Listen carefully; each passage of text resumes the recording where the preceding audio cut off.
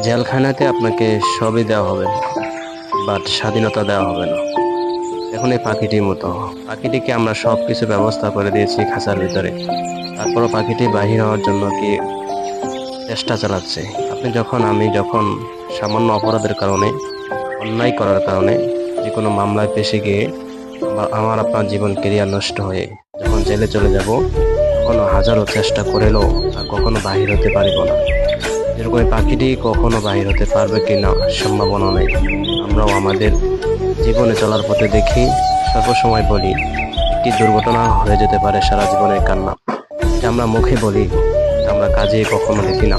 আমরা অন্যায় করে চলছি, অনাবরত অন্যায় করতেছি, কিন্তু কখনো ভেবেনি যে অন্যায় যখন পাশ হয়ে যাবে, আমরা যখন ধরা পড়ে যাব, তখন আমার জীবন ক্রিয়ার সকল কিছু নষ্ট হয়ে জেলখানার ভিতরে কাটা দিতে হবে। সেখানে সব কিছু পাবো,